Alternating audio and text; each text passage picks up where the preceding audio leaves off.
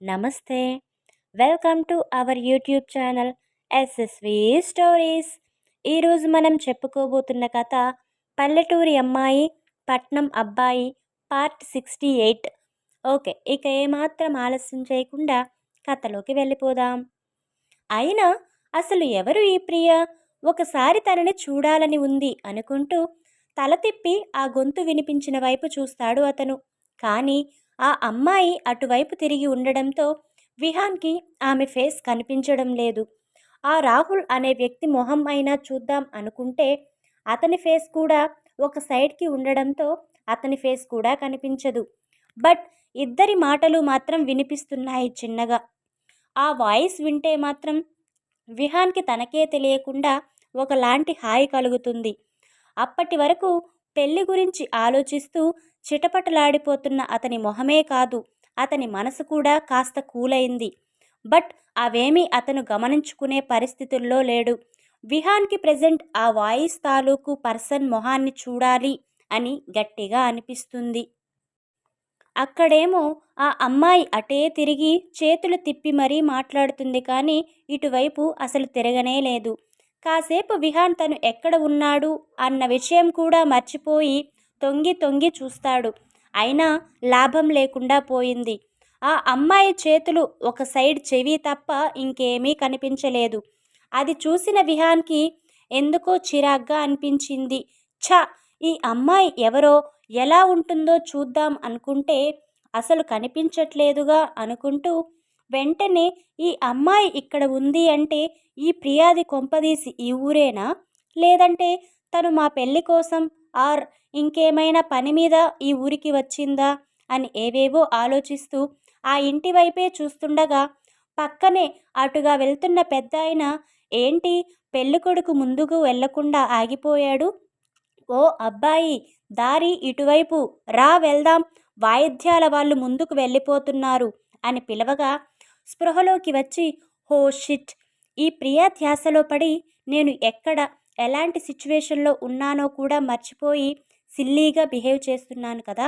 ఛ, నేను ఇక్కడ ఇలా నిల్చుని ఒకరి ఇంట్లోకి తొంగి చూడడం ఎంతమంది చూశారో ఏంటో, చూసి నా గురించి ఎంత చండాలంగా ఊహించుకున్నారో అనుకుంటూ తను చేసిన పిచ్చి పనికి తనని తను లోపల పిచ్చి పిచ్చిగా తిట్టుకుంటూ పైకి మాత్రం బలవంతంగా ఒక నవ్వు నవ్వి వెళ్దాం పదండి అంటూ ఆ పెద్దాయనతో కలిసి ముందుకు వెళ్ళిపోతాడు.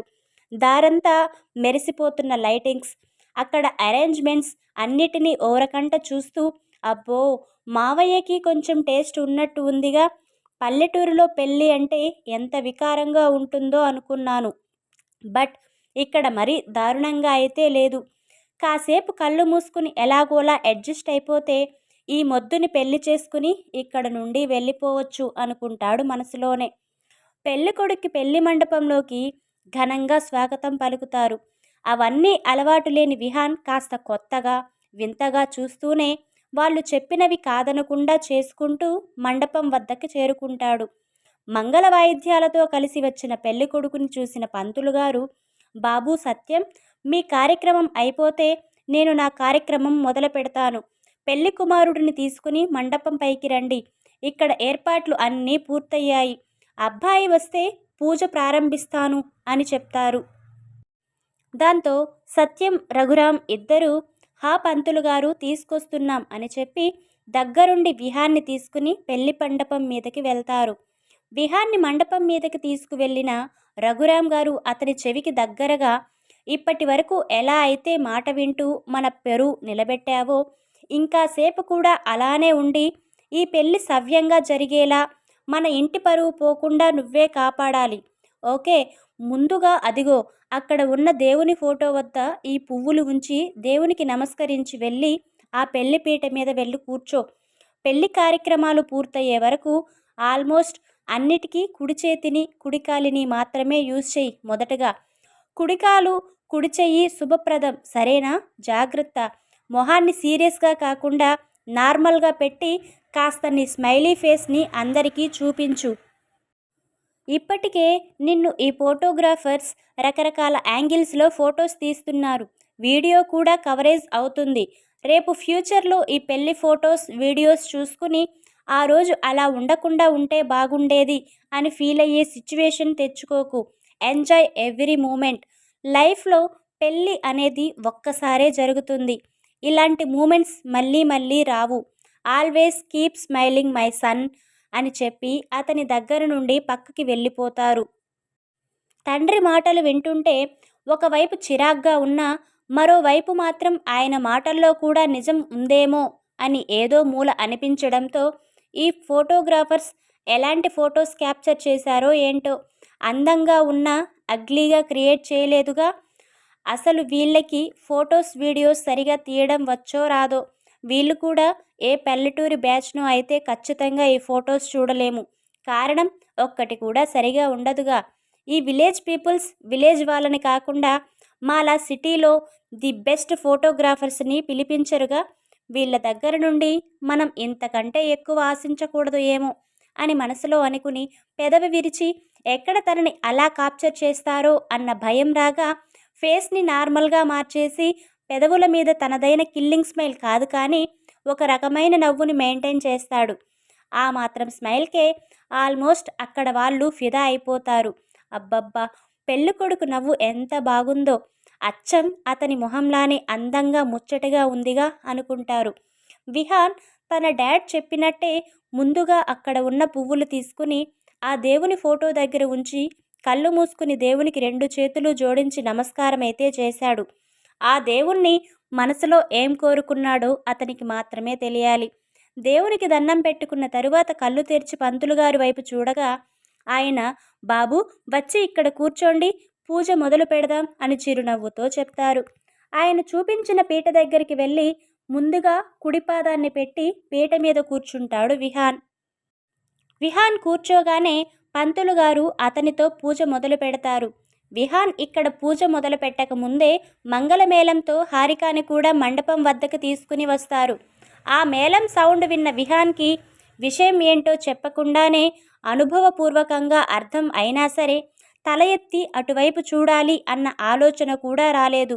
ఆమె ఏమైనా తను ఇష్టపడి ప్రేమించి పెళ్లి చేసుకుంటున్న అమ్మాయ తన కోసం ఆశగా ఎదురు చూడడానికి. అసలు తనకు ఏమాత్రం ఇష్టం లేని అమ్మాయి, ఇష్టం లేని పెళ్ళి. అందుకే హారికాని చూడాలి అని అనుకోలేదు అతను. ఎలాంటి క్యూరియాసిటీ లేకుండా తల వంచుకుని పంతులుగారు చెప్పినట్టు చేస్తుంటాడు.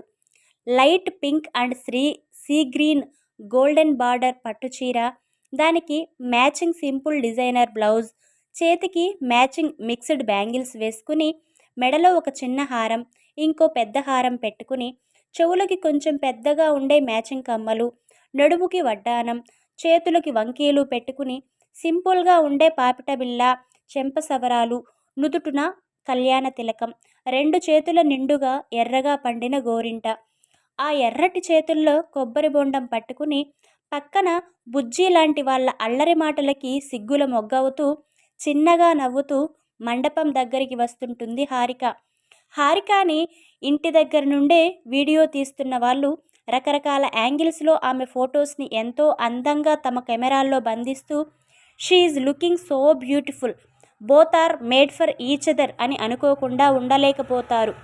చుట్టూ మెరిసిపోతున్న లైటింగ్స్ మధ్యన ఎర్రటి పెదవుల మీద చెరగని చిరునవ్వుతో ఎంతో అందంగా ముగ్ధ మనోహరంగా నడిచి వస్తున్న హారికాని చూస్తున్న ప్రతి ఒక్కరికి మిలమిల మెరిసే నక్షత్రాల నడుమ వెన్నెల కురిపిస్తూ మరింత అందంగా వెలిగిపోతున్న నిండు చందమామలా కనిపిస్తుంది ఆమె రూపం.